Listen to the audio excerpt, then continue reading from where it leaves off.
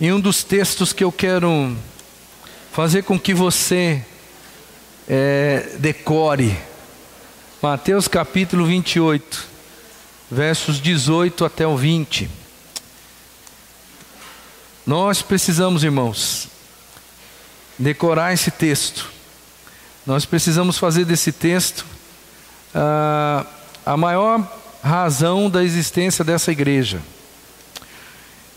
Essa semana, alguém mostrou para mim, na casa, eu fui fazer uma visita para um membro dessa igreja, e essa semana alguém me mostrou a hortinha dela. Como é que está a tua hortinha lá na sua casa? Você lembra que um dia você ganhou algumas sementes aqui?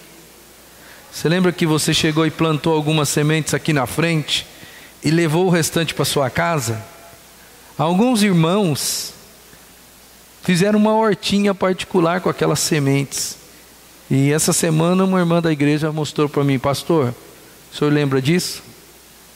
Eram apenas sementes, mas agora já está desse tamanho. Eu vou perguntar para você, daquele dia para cá, você tem lançado sementes? Você já jogou alguma coisa no coração de alguém e você está aguardando isso germinar? Ou você participou daquele culto bonito, diferentão, e aquilo até fez você se emocionar um pouco, mas do jeito que talvez você pegou as sementinhas, chegou em casa e jogou em algum lugar, talvez você também até agora ainda não semeou. Nós estamos vivendo como igreja a estação cultivo. E olha, irmão, eu vou falar uma coisa para você: se você perde o tempo de cultivo, você não colhe. Quem perde o tempo de plantar, não colhe. Não se esqueça, nós estamos como igreja no tempo do cultivo. Nós estamos no tempo de plantar. O que você fez com as sementes e o que você fez com as sementes espirituais que Deus já deu na sua mão. Comece a pensar nisso, porque hoje a mensagem, ela vai continuar isso no nosso coração. Mateus capítulo 28, dos versos 18 até o 20, diz o seguinte: então Jesus aproximou-se deles e disse: foi-me dada toda a autoridade nos céus e na terra. Portanto, vão e façam discípulos de todas as nações, batizando-os em nome do Pai e do Filho e do Espírito Santo, ensinando-os a obedecer tudo o que eu lhes ordenei. E eu estarei sempre com vocês até o fim dos tempos. Vamos pensar um pouquinho acerca desse texto, que é chamado, no meio teológico, é chamado de a grande comissão, porque é o grande comissionamento que Jesus Cristo dá para a sua igreja, é a grande responsabilidade que Jesus Cristo traz para a sua igreja. Bom, nós tivemos hoje um dia muito gostoso, se você está com a gente desde manhã, você sabe disso. É muito abençoador a gente participar de um dia de batismo. Todo mundo fica feliz, dá aquele sentimento gostoso no coração. Você não tem um sentimento de realização quando a gente passa por uma cerimônia de batismo? Não dá um negocinho diferente lá no fundo da alma? Você não fica assim com aquela coisa assim: nossa, como Deus é bom, e aí você fica feliz porque parece que todas as coisas estão dando certo. E aí nós somos tentados, irmãos, essa é a verdade, nós somos tentados a pensar que finalizamos a obra na vida destes 5 que vieram à frente. Nós somos tentados a imaginar que nós já fizemos tudo o que tinha que fazer, porque nós plantamos a semente no coração deles, nós amamos essas pessoas, nós nos doamos para elas ao ponto delas virem para a igreja, elas sentirem aquele amor, aquela coisa gostosa, e aí eles vêm, eles começam a entender a palavra, eles começam a ser discipulados por alguém, né? E eu quero até ressaltar aqui o ótimo trabalho do pastor Dorival, que discipulou esses 5 que foram batizados hoje. Aliás, quero aproveitar o gancho aqui e agradecer a todo mundo que estava envolvido hoje no nosso batismo. Você viu que café da manhã padrão Cíntia? Você viu? Mas a Cíntia não está mais aqui, mas o padrão Cíntia continuou. Você viu que bênção de Deus, por quê? Porque as nossas irmãs, elas fizeram com todo o amor, com toda a dedicação, e palmas para elas, porque elas fizeram um grande trabalho, né? O pessoal da música, todo mundo, pessoal, você viu que a gente estava de beca nova? Aquela beca caiu do céu, porque eu nem sei quem fez, não sei quem fez, nem sei como, eu só digo assim, ó, Deus te abençoe, minha querida, quem fez? Eu imagino que foi uma mulher, né? Então todo mundo se envolveu, e aí dá aquele sentimento no coração de que a gente terminou a obra com esses 5, que agora a gente tem que partir para outros, não é mesmo? Não dá aquela coisa na cabeça, fizemos tudo certinho, e agora graças a Deus eles entenderam a mensagem, eles se converteram, e agora eles se batizaram e ponto final, né? Agora vamos partir para outra. Não é assim, não é assim, porque agora a Bíblia diz, batize essas pessoas e ensinem elas todas as coisas que eu lhes ordenei. Vai demorar tempo para a gente ensinar para esses 5 todas as coisas que Jesus nos ordenou. Batismo é só uma porta de entrada, irmão. E aí se a gente fica assim, naquela euforia de que tudo deu certo e agora não precisa mais fazer nada, irmão, aí a gente pensa assim, o trabalho terminou. E quando a gente tem aquele momento de relaxamento do tipo, que bom, o trabalho terminou, a gente fica com aquela coisa assim, agora não preciso fazer mais nada. E tem um monte de igreja por aí que ela está desse jeito. Ela chega aí a 200, 300 membros, e aí ela fala assim, que beleza, nosso trabalho terminou. Já temos uma igreja sólida, estruturada, com bastante gente, com música de qualidade, com pregação de qualidade, as engrenagens estão funcionando, nosso trabalho terminou, agora é só continuar rodando a igreja aqui, e ela para de crescer, ela para de amadurecer.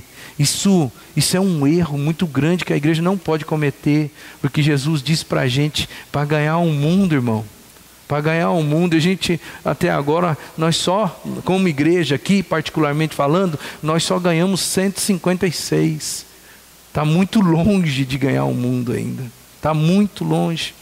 A grande comissão, ela acontece quando a gente junta 2 coisas, junta ministério e junta missão. O problema é que algumas igrejas estão vivendo só de ministério, vivendo de ministério.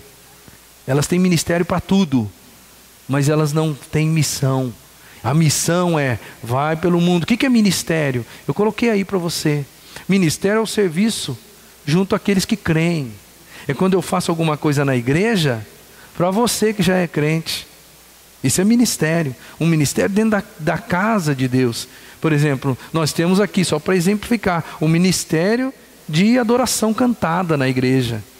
Eles tocam, eles cantam para conduzir vocês. Mas isso não é missão. Isso não é missão. O que é missão? Missão é o serviço que eu faço junto àqueles que não creem, lá fora, lá no mundo. Então quando a gente batiza pessoas, dá aquele sentimento de que o serviço está acabado, e não está acabado coisa nenhuma, irmão. Não está acabado coisa nenhuma. A gente tem que continuar a semeadura, a gente tem que continuar lançando sementes. Por quê? Porque um grande chamamento, né, a grande comissão de Cristo, ela só acontece quando eu tenho ministério na igreja, mas quando eu não paro a minha missão, porque eu preciso ganhar um mundo para Jesus. E se você quer de verdade cumprir isso que Jesus disse aqui, foi-me dada toda a autoridade nos céus e na terra, portanto, vão e façam discípulos de todas as nações, batizando-os em nome do Pai, do Filho e do Espírito Santo, ensinando-os a obedecer tudo o que eu lhes ordenei. Se você quer cumprir isso aqui, você tem que fazer essa junção de ministério e de missão. Aí sim a gente consegue trabalhar e fazer o que Jesus quer que nós façamos de verdade. Eu quero analisar um pouquinho esse texto junto com você. Vamos descobrir algumas coisas que estão aqui à flor da pele no texto, tá? Primeira coisa, vamos olhar a competência daquele que é o comissionador. Quem comissionou aqui foi Jesus. Quem falou essas palavras foi Jesus. E antes de falar qualquer coisa, a primeira frase que ele diz assim, no verso 18, dá uma olhadinha aí. Jesus se aproximou e disse, o que ele disse? Foi-me dada toda a autoridade. Essa é a competência daquele que comissionou, aquele que falou, aquele que deixou claro o que ele queria. Sabe, eu não sei qual que é a tradução bíblica que você tem na mão. Se você tem uma tradução mais antiga, aquela tradução revista e corrigida, vai estar escrito aí, foi-me dado todo o poder, certo? Se você tem uma dessa é porque você é velhinho de igreja, tá? Se você tem uma dessa. Mas se você tem uma Bíblia numa linguagem um pouquinho mais contemporânea, a revista atualizada, ou a Nova Versão Internacional, vai estar desse jeito aqui, foi-me dada toda a autoridade. Eu vou perguntar para você, tem diferença de poder para autoridade? Tem. Tanto é que o termo grego utilizado no Novo Testamento, que foi traduzido por poder na revista e corrigida, ou seja, na linguagem mais antiga da Bíblia, está um pouco errado, está um pouco equivocado. Porque o termo grego ali não é dunamis. Dunamis é o quê? É poder. Dessa palavra grega, dunamis, vem a nossa palavra portuguesa dinamite. Dinamite, poder, explosão. Então, não é a palavra dinamis que está no grego nesse texto. A palavra que está nesse texto é exousia. Exousia é uma palavra que diz respeito à autoridade. E tem uma diferença básica entre poder e autoridade.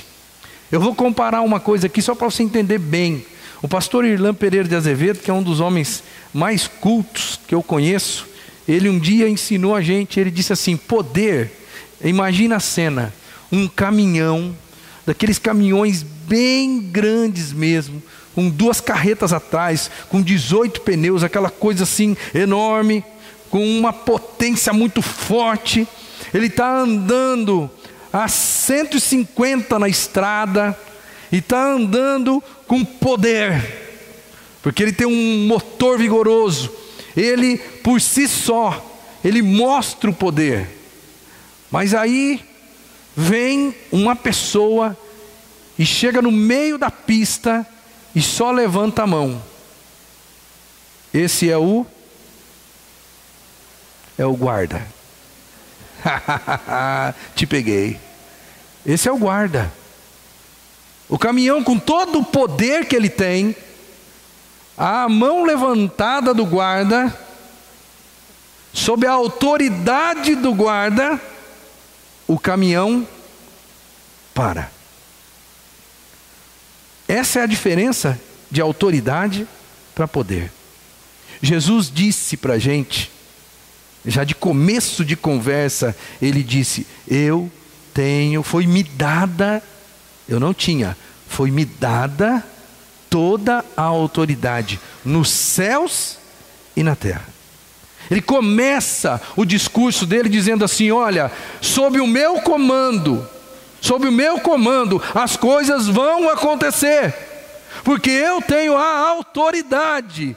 Deus, o meu Pai, me deu a autoridade nos céus e na terra, irmão. É debaixo dessa autoridade que nós vamos cumprir a grande comissão. Quando você percebe a grandeza do início do texto, a competência do comissionador, os medos que você tem no fundo da alma de falar do amor de Deus para as pessoas, esses medos eles vão diminuindo, porque você começa a perceber que não é a sua intelectualidade, não é a sua teologia, não é a sua boa lábia que vai convencer as pessoas a entregarem a vida para Jesus. Não, é a autoridade do Filho de Deus, que ressurreto agora tem toda a autoridade no céu e na terra.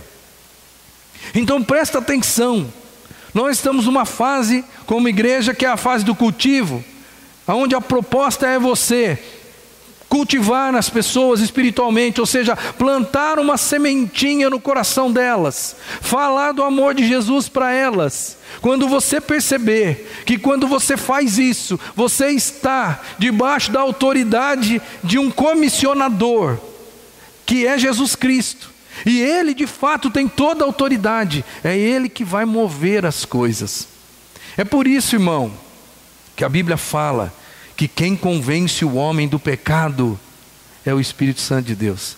Não é a sua lábia, não é o seu poder de persuasão, não é nada que você possa fazer, mas sim a competência daquele que disse: eu tenho autoridade sobre tudo e sobre todos. Essa autoridade, ela vai apontar para duas coisas. Pensa um pouquinho nessa questão de autoridade. Tem duas implicações aí. A primeira é que Jesus tem todo o poder. Todo o poder. E a segunda, e aí que eu quero ir um pouco mais a fundo agora com você, é que uma ordem da autoridade máxima do universo exige uma atenção e respeito. A ordem do homem, filho de Deus, que disse: eu tenho toda a autoridade. Ele está ordenando agora. Aí ele vai falar assim: vão e preguem o evangelho. Eu não sei se tem militar aqui no nosso meio, mas se não tem, tem parente de militar aqui. E quando alguém de uma patente maior chega e diz para quem tem uma patente menor: faça isso, o que acontece? Ele vai fazer, porque ele está hierarquicamente abaixo. Pois é, meu querido, uma ordem de alguém que é a autoridade máxima do universo, porque Jesus disse: eu sou a autoridade máxima no universo agora, eu tenho autoridade nos céus e na terra, Deus me deu essa autoridade, portanto agora vão e preguem o evangelho a toda criatura. Essa ordem, ela precisa ser levada a sério, por mim e por você, porque aqueles discípulos levaram esse negócio muito a sério, e eu e você precisamos levar o negócio muito a sério também. Então a gente viu aqui, no início de conversa, a competência daquele que nos comissiona. Mas vamos trabalhar um pouco mais, porque o texto, ele vai caminhar e vai dizer outras coisas super importantes. A segunda é aquilo que eu chamo de a essência da comissão. Eu quero que você preste bastante atenção, porque a igreja, ela tem, eu não digo a igreja, a quinta igreja, eu digo a igreja de Cristo. No decorrer dos séculos, ela ficou durante muito tempo desfocada daquilo que eu vou chamar de essência da comissão. Essência da comissão. A essência da comissão está no verso 19. E no verso 19 ele fala assim: portanto, vão e façam discípulos de todas as nações, batizando-os em nome do Pai, do Filho e do Espírito Santo. Talvez na sua tradução esteja escrito: ide por todo mundo, pregai o evangelho a toda criatura. Talvez esteja escrito exatamente desse jeito: ide.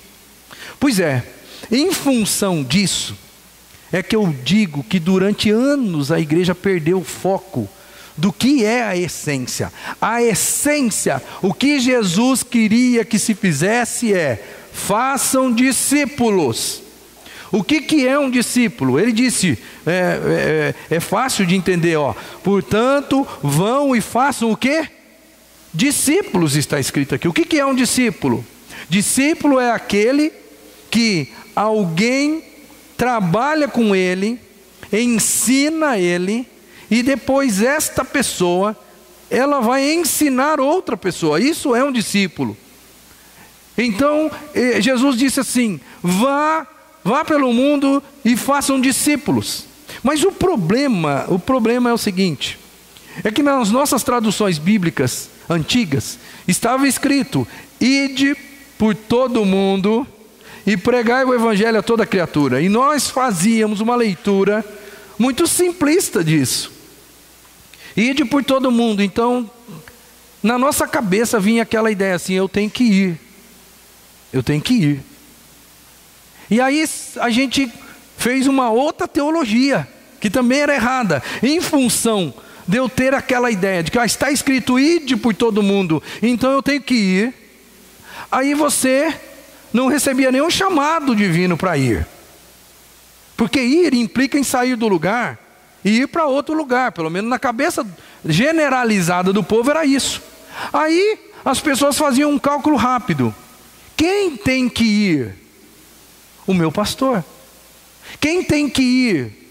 O missionário que foi chamado para sair da sua terra, sair do meio da sua parentela e ir, porque está escrito na Bíblia: ide por todo mundo e pregue o evangelho a toda criatura. E como estava escrito ide, você, ou seja, a igreja, você pensava assim: esse negócio não é comigo, porque Jesus não chamou eu para ir.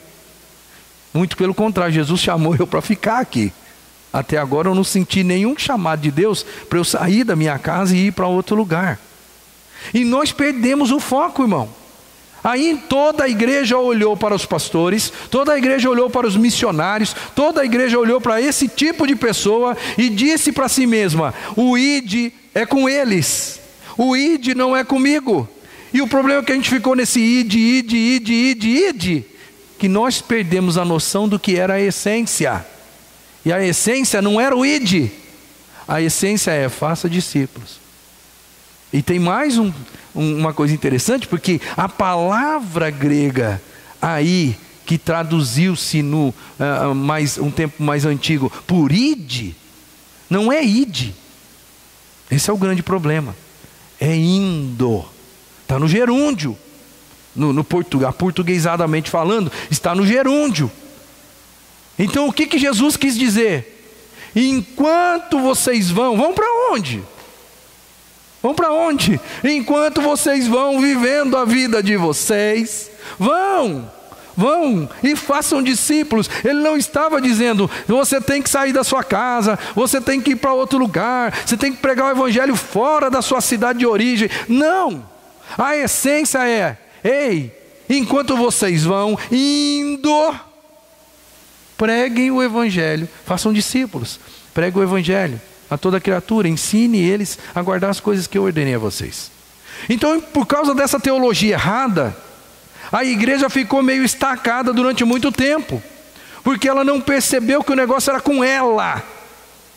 A igreja sempre pensou que a coisa era com outra pessoa, principalmente os líderes, os pastores, os missionários, aquelas pessoas que estavam envolvidos no reino com um chamado especial. Mas não é. Então eu quero deixar claro para você o que Jesus queria. A essência da comissão é que nós, a igreja do Senhor, enquanto nós vamos vivendo a vida, nós vamos fazendo discípulos. Você já captou essa verdade? E eu vou perguntar para você, então, se você captou essa verdade, quantos discípulos você já fez? No decorrer da sua vida. Você está indo, isso é fato. Você está vivendo a vida. Mas você já parou diante desse texto e já se questionou: peraí, então, se aquele que tem toda a autoridade disse para a gente fazer discípulos, e eu já tenho 20 anos de vida cristã, 30 anos de vida cristã, e eu não tenho nenhum discípulo, alguma coisa está errada comigo. Por que eu não fiz ainda? Eu não entendi? A verdade, irmãos, é que a maioria dos irmãos ainda não entenderam. É por isso que eu estou aqui pregando esse texto de novo. Você já não ouviu esse texto inúmeras vezes na sua vida? Inúmeras vezes. Mas talvez você ainda não tinha entendido que Jesus queria de fato é que você fizesse discípulos. E talvez até hoje você não tenha uma história para contar de uma pessoa que é discípulo. Jesus, ele deseja que todos os seus discípulos façam discípulos. E olha que coisa interessante, porque o apóstolo Paulo, ele entendeu esse negócio. E ele entendeu tão bem que quando ele conversa com Timóteo, olha o teor da conversa que ele tem com Timóteo. Ele diz assim: Timóteo, as coisas que me ouviu dizer na presença de muitas testemunhas, confie a homens fiéis que sejam também capazes de ensinar a outros. O que o apóstolo Paulo está falando para Timóteo? Timóteo, faça discípulos. Porque discípulo é aquele que aprende e que repassa o conhecimento para alguém. Esse é um discípulo autêntico. Por isso que o apóstolo Paulo disse para Timóteo: Timóteo, todas as coisas que eu ensinei você, Timóteo, todas as coisas que eu ensinei você, diante das testemunhas, ou seja, diante da igreja, agora eu quero, Timóteo, que você olhe ao seu redor, descubra homens fiéis, que sejam capazes de ensinar a outros, e continue esse processo. Invista agora na vida deles, Timóteo, do mesmo jeito que eu investi na sua, porque você sabe muito bem que o apóstolo Paulo investiu pesado na vida de Timóteo. Ele fez tudo o que precisava para trabalhar esse jovem chamado Timóteo. E qual era o objetivo do apóstolo Paulo? Está aí, Timóteo, eu empreguei a minha vida na sua, e agora, Timóteo, você empregue a sua vida na vida de alguém. E sabe, meu irmão, o evangelho só chegou aqui no Ocidente porque pessoas como Paulo, pessoas como Timóteo e pessoas como esses homens fiéis aí, que Timóteo depois falou com eles, que falaram com outras pessoas, que falaram com outras pessoas, até que o evangelho, ele ultrapassa os oceanos e chega para a gente. Porque o evangelho não chegou aqui de avião não, irmão. O evangelho chegou aqui de boca a boca. E se você está sentado numa igreja hoje, com toda a liberdade que a gente tem, é porque alguém levou esse negócio a sério. A igreja de Cristo sempre levou esse negócio a sério. Você, como discípulo de Jesus, também precisa entender e levar esse negócio a sério. Terceira coisa, o alcance da missão, da comissão. Então, o alcance está no verso 19 também. Diz assim: portanto, vão, façam discípulos de todas as nações, de todas as nações. Pois essa é a nossa tarefa. E é uma tarefa difícil, irmão. Eu vou dizer para você, é um desafio, que a cada dia que passa fica mais complicado. Hoje nós já somos 7 bilhões e lá vai cacetada de gente. Nós temos aí, talvez, eu não tenho esse número exato aí, mas perto de 3 bilhões de pessoas que se autodenominam cristãs. E dentro desses 3 bilhões, todas aquelas pessoas que dizem que acreditam em Jesus, mas que não fazem nada do que Jesus gostaria que fizesse. Eu vou só exemplificar através do nosso país, que é um país que tem mais de 95% de pessoas que se consideram e se declaram cristãs, mais de 95% da nossa nação se diz cristã, e a nossa nação é um fracasso. Ela não é cristã coisa nenhuma, ela é cristã de boca. E isso não é só aqui, nos Estados Unidos a situação não é diferente. Lá também, se você perguntar para todo mundo, a maioria esmagadora da população vai dizer que é de Deus. Mas destes que dizem que são de Deus, menos de 35% vão à igreja. Menos de 35%. Então eu quero deixar claro para você, a nossa missão é árdua. O nosso campo, Jesus disse assim: vão e pregam o evangelho por todas as nações. Tem um missiólogo chamado Gilbert Pickering. Ele diz que no mundo tem por volta de 6.000 etnias. O que é etnia? No Brasil, considera-se que nós temos 200 etnias. Etnias são povos diferentes. E no Brasil, todo mundo fala português, mas nós temos 200 etnias aqui dentro do nosso país. E no mundo inteiro são 6.000, segundo esse missiólogo aqui. E Deus ama todas essas pessoas. E nós precisamos, como igreja do Senhor, cultivar o coração do mundo. É um negócio assim assustador. É por isso que a gente tem que estar focado naquele negócio que foi-me dada toda a autoridade.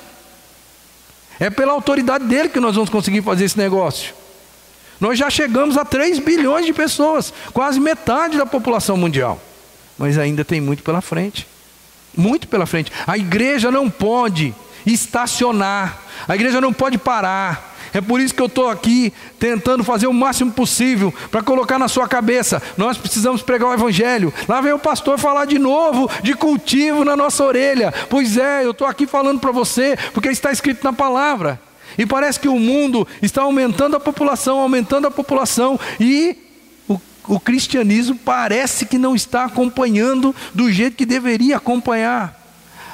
Quando Jesus ou quando Deus chama Abraão, porque Deus, quando chama Abraão, ele cria um povo para trazer Jesus, certo? Ele chama Abraão e ele diz assim: Abraão, através de você serão abençoadas todas as famílias da terra. Todas as famílias da terra. E para nós cristãos, isso é uma profecia dizendo que através de Abraão, do povo judeu, chegaria o Filho de Deus na terra, e o Filho de Deus na terra abençoaria e amaria todas as nações da terra. Pois é, meu querido, Deus ama todas as nações. A gente leu aqui no final de semana passado o livro de Apocalipse, no versículo 5, o capítulo 5, versículo 9, que diz assim: com o teu sangue compraste para Deus gente de toda tribo, língua, povo e nação. Jesus quer discípulos em todas as etnias do mundo. Em todas as etnias. Atos capítulo 1, versículo 8, diz que vocês vão ser as minhas testemunhas, tanto em Jerusalém, como na Judéia, como em Samaria e até os confins da terra. A ordem de Cristo foi: vocês não estão resumidos a um lugar só. É por isso que nós batistas, nós trabalhamos de uma forma coordenada através das nossas juntas de missões. Então, quando nós estamos fazendo o nosso cultivo aqui, eu estou aqui falando para você: vamos cultivar, vamos falar de Jesus aqui, mas a Bíblia vai dizer assim: olha, não é só aqui, eu tenho que fazer aqui e ao mesmo tempo fazer lá e lá e lá. Jerusalém, Judéia, Samaria, até os confins da terra. Geograficamente, Jesus estava expandindo o território. Aqui, trazendo para os nossos dias, pois é, meu querido, prega o evangelho aqui em Araçatuba, no estado de São Paulo, no Brasil e no mundo inteiro. Essa é a proposta de Jesus para mim e para você. Parece uma coisa absurda, maluca, meio diferente, meio difícil de aceitar. Mas essa é a proposta que ele fez para nós. Essa é a grande comissão. O alcance é global. É por isso que a gente aqui, como que a gente faz? Nós trabalhamos, a igreja local aqui na nossa cidade, mas ao mesmo tempo nós temos os nossos missionários espalhados por todo o país afora, pelo estado de São Paulo, pelo Brasil afora e pelo mundo afora. Como eu já disse aqui para vocês que são de casa, né? Nós somos a Junta de Missões Mundiais, é a segunda maior agência missionária do mundo. A maior do Brasil e a segunda maior do mundo. Nós temos mais de 1.600 missionários sendo sustentados pela Igreja Batista no mundo. E nós arrumamos um jeito inteligente de cumprirmos a grande missão. Fazemos o trabalho aqui em Araçatuba, mas também fazendo no estado de São Paulo, através da Junta de Missões Estaduais, também fazer no Brasil, através da Junta de Missões Nacionais, e também fazer no mundo, através da Junta de Missões Mundiais. Só na Junta de Missões Mundiais, os brasileiros sustentam 1.600 pessoas, lá fora. Aqui no nosso país, eu não sei o número atualizado agora, mas é um número considerável, talvez 800, 900 missionários no país. No estado de São Paulo também é um número considerável. Pois é, irmão, quando nós nos envolvemos com campanhas missionárias na igreja, nós estamos levando a sério o alcance da comissão. Porque não dá para eu ir para lá. Eu tenho que ganhar os meus amigos aqui. Eu não tenho como trabalhar aqui para Jesus e trabalhar na Albânia ao mesmo tempo. Não tenho. Mas de uma forma inteligente, os batistas criaram um mecanismo chamado Junta de Missões para enviar missionários por todo o mundo. Por quê? Porque a gente é megalomaníaco? Não. Porque a Igreja Batista entendeu o alcance da comissão. E ela falou: nós não podemos ficar parados. Nós temos que fazer alguma coisa. E nós estamos fazendo. Quando você deposita a sua oferta de missões, seja ela estaduais, nacionais ou mundiais, porque aqui no ano inteiro a gente tem campanha de missões aqui na igreja, você está cumprindo a grande comissão, né, nesse alcance que eu estou dizendo para você. Jesus tem interesse nisso. É por isso que nós não atuamos só aqui. A última coisa que eu quero trazer para o seu coração são as implicações da comissão, dessa grande comissão. São duas coisas que Jesus deixou claro que nós deveríamos fazer, né? Vamos ler o texto, porque você vai perceber comigo. Portanto, vão, façam discípulos de todas as nações. E como que eu faço? Como que eu faço?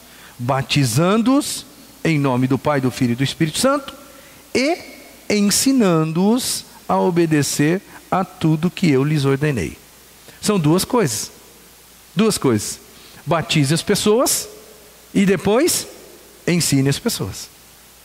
Por isso que eu disse para você no início, que aquele sentimento gostoso no fundo da alma, que a gente está sentindo porque nós batizamos 5 irmãos hoje, aquele sentimento de, dever cumprido, esse sentimento não é bíblico. Porque nós não cumprimos nada ainda na vida deles. Muito pelo contrário. Agora nós temos que continuar ensinando esses 5 que estiveram aqui. E não só os 5 que agora estão conosco através do batismo. Não, todos os demais. Porque nós vamos continuar ensinando vocês até o último dia da sua respiração aqui na terra. Pois é, batize e ensine. É dessa forma que você vai fazer um discípulo, é mais ou menos isso. O batismo, o que ele é, senão uma integração da pessoa no corpo de Cristo. Eu disse para eles de manhã hoje, você estava lá, agora vocês ganharam um sobrenome. Agora é o Henrique da 5ª Igreja Batista de Araçatuba. Nós integramos o Henrique através do batismo, mas aí agora eu vou ter que ensinar tudo, porque o texto está dizendo, ensine todas as coisas que eu lhes ordenei. E para ensinar tudo para uma pessoa, a gente tem que trabalhar duro, irmão.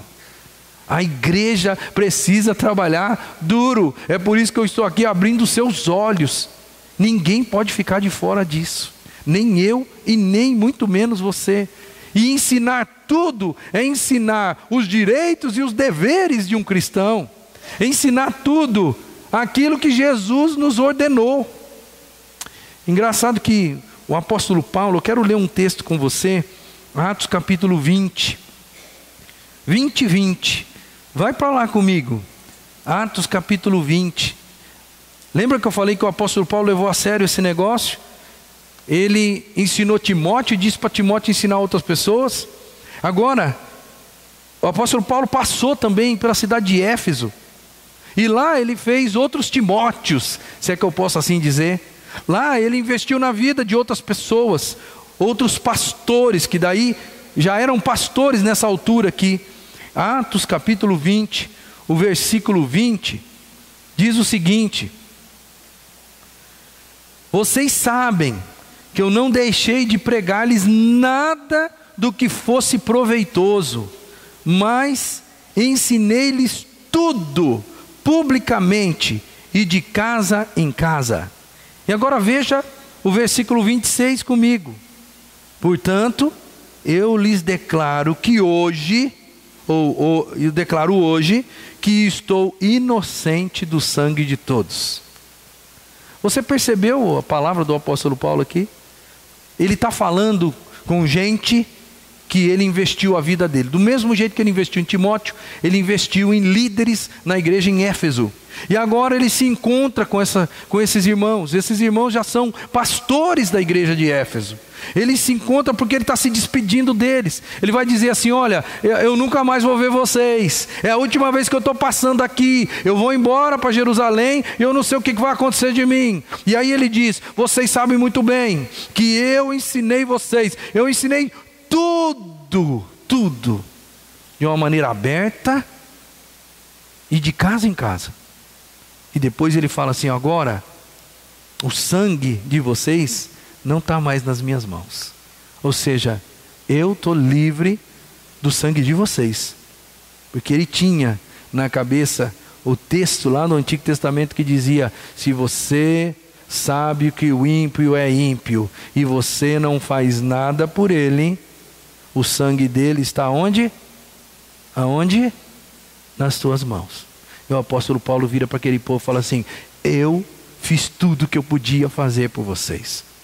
E o sangue de vocês não está mais nas minhas mãos. Esse é um cara que serve de exemplo para mim e para você. Um cara que investiu na vida de pessoas, ao ponto de ficar de consciência tranquila. Será que a nossa consciência está tão tranquila assim?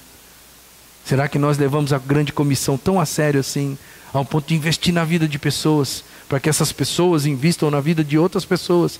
E será que nós estamos com a nossa cabeça, ou a nossa cabeça está tranquila? Será? É para a gente pensar, irmão. O assunto é muito sério. O assunto não é uma coisa tão palatável, não é uma coisa que é fácil de digerir. É um negócio sério. Foi uma das últimas coisas que Jesus disse para os seus discípulos.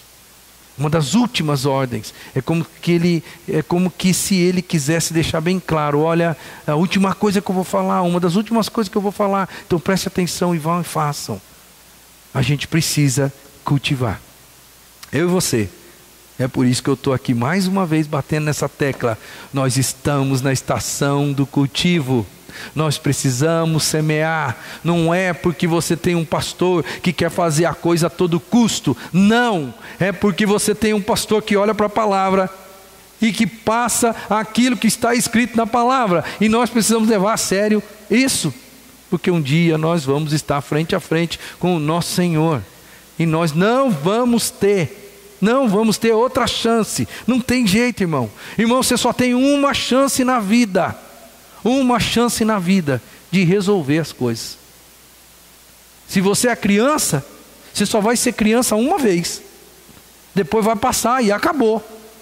Se você é adolescente, querido, você só vai ser adolescente uma vez. Vai passar. Tudo na vida passa. Você hoje é um jovem, vai passar. Você hoje é um adulto, vai passar. O teu tempo vai passar. Você já é um idoso, já é uma pessoa experiente, já tem mais de 50 anos. Eu quero dizer, a sua vida vai passar, meu irmão. E daqui a pouco você vai olhar para trás e você vai falar o quê? Eu não levei a sério esse negócio do meu Deus? Eu estou aqui em nome de Jesus para dizer para você: pense um pouco a respeito do que está escrito. Semeie, cultive, faça a sua parte. Não se esqueça, não fique preocupado com o que vai acontecer. Toda autoridade me foi dada nos céus e na terra, Jesus falou. Portanto, por causa dessa autoridade, vão, pregue o evangelho, ensine as pessoas e você vai ver a glória de Deus. Você vai ver pessoas sendo mudadas, transformadas. Você vai ver o evangelho alcançar o mundo. É isso que Jesus falou para a gente. Estou concluindo. Alguns motivos para a gente cumprir a comissão. São 3 motivos. Motivos muito simples. Primeiro, a autoridade de Jesus. Não se esqueça. Ele é a autoridade na sua vida. E quando uma autoridade fala, aquele que está abaixo precisa fazer. Segundo, Ele disse que Ele estaria conosco todos os dias. O final do texto, o final do livro de Mateus, praticamente uma das últimas palavras é exatamente isso: eu estarei sempre com vocês até o fim dos tempos. Pois é, autoridade de Jesus, presença de Jesus e ordem de Jesus. 3 motivos para a gente cumprir a grande comissão. Nós queremos, quando eu digo nós, agora eu estou me referindo à nossa igreja, a 5ª Igreja Batista de Araçatuba. Nós queremos e nós estamos trabalhando para, de verdade, sermos uma igreja envolvida em salvarmos vidas e fazer dessas vidas discípulos de Jesus. O nosso esquema que nós montamos, se é que eu posso assim dizer, é para isso. É para salvar pessoas. Não somos nós quem salvamos. Nós apenas falamos do amor de Deus para as pessoas. Quem salva elas é o Espírito Santo de Deus. Certo? Que fique bem claro isso. Nós só falamos do amor de Deus para as pessoas. E nós estamos estruturados e estamos nos estruturando para formarmos discípulos. Se você prestar atenção em como a igreja está se movendo agora, você vai perceber que nós estamos exatamente nesse caminho, de um caminho transformador, que as pessoas entram, são formadas, transformadas por Deus, e elas são desafiadas a serem mais, serem melhor e fazer algo a mais pela obra. É isso que nós como igreja estamos tentando fazer. Por isso eu digo para você mais uma vez, é tempo da gente cultivar. É tempo de você abrir a sua boca. É tempo de você perder o medo, perder a timidez, acreditar na autoridade daquele que te comissionou e não ter medo de falar às pessoas. Discipular é cultivar, irmão. Discipular é ensinar tudo. E aliás, vamos pegar um gancho nesse negócio de discipular é ensinar tudo. Eu vou fazer mais uma propagandazinha da nossa escola de capacitação. Porque é na nossa escola de capacitação que você consegue aprender tudo para ensinar tudo. É nesse esqueminha de vida aqui que muitos de vocês ainda não estão. Não estão. É aqui. Se você quer cumprir a grande comissão, você precisa estar focado nesse negócio. Você tem que descobrir quem é Jesus. Você tem que descobrir mais coisas acerca de Deus. Você tem que se integrar à igreja. Você tem que aprender a ser líder. Você tem que crescer espiritualmente. E você depois tem que se superar. Ir além. Nós já montamos um esquema perfeito. Estamos aguardando você que ainda está dormindo, que ainda não entendeu o que é um discípulo. Discípulo é aquele que faz outra pessoa. Se você não tem condição de fazer outra pessoa, venha se preparar. É por isso que a igreja montou esse negócio. Não é uma brincadeira, não é só para encher linguiça, não é só para ter mais uma atividade. Não, é porque nós estamos com a cabeça assim, precisamos dar condições para que os membros da igreja cresçam, formem-se, transformem-se, para que eles consigam transformar outras pessoas. A última palavrinha para o seu coração é uma ilustração bem velhinha e talvez você já ouviu várias vezes. Era uma vez numa praia que uma grande onda muito forte, ela veio com muita força e jogou um grande cardume de peixes bem pequenos. E esses peixes ficaram espalhados na praia. E uma criancinha pequena olhou aquela cena, que eram milhões, milhares de peixes na praia. E aquela criancinha pequena olhou para aquilo, saía correndo, pegava um peixinho se debatendo, pegava um, corria no mar, jogava no mar. Voltava correndo, pegava outro, jogava no mar, corria de novo, e ele ficou ali fazendo isso, mas a praia estava forrada de peixe, E um adulto que achava que entendia das coisas, passou por ali e disse para a criança: meu querido, não vai adiantar. Aí a criança pegou mais um peixinho, correu e falou assim: para esse aqui vai adiantar. O que eu quero que você perceba é que você tem a oportunidade nas mãos de pegar um e levar para lá. E você vai salvar uma vida. O teu trabalho vai salvar uma vida. O seu trabalho junto com o poder de Deus, com a autoridade de Jesus, vai salvar alguém. O que não dá, irmão, é você pensar assim: não tem jeito. O que não dá é você ficar sentado em cima do seu status quo, ou seja, na sua situação atual, e falando para você mesmo assim: eu não sei, eu não posso, eu não consigo, não vai. Quando você fala isso, você não acredita na autoridade do comissionador. Você não acredita que isso é uma ordem. É uma ordem, é a maior ordem do Evangelho. É a maior ordem do cristianismo. Você não acredita que nós temos uma nação, né? Uma nação melhor, um mundo todo para ser ganho ainda. Se a igreja inteira está dormindo, nós nunca vamos conseguir alcançar o mundo. Nunca iremos conseguir. Se você não está ligado em missões, se você não vive missões, se você não ora por missões, se você não contribui com missões, meu irmão, você está furtando de alguém a oportunidade de ser salvo lá na Conchinchina. Se você não leva a sério a grande comissão, você precisa repensar quem você é como cristão. Porque um cristão autêntico, ele pelo menos se preocupa com isso. E ele faz tudo que está ao seu alcance. Como aquela criança.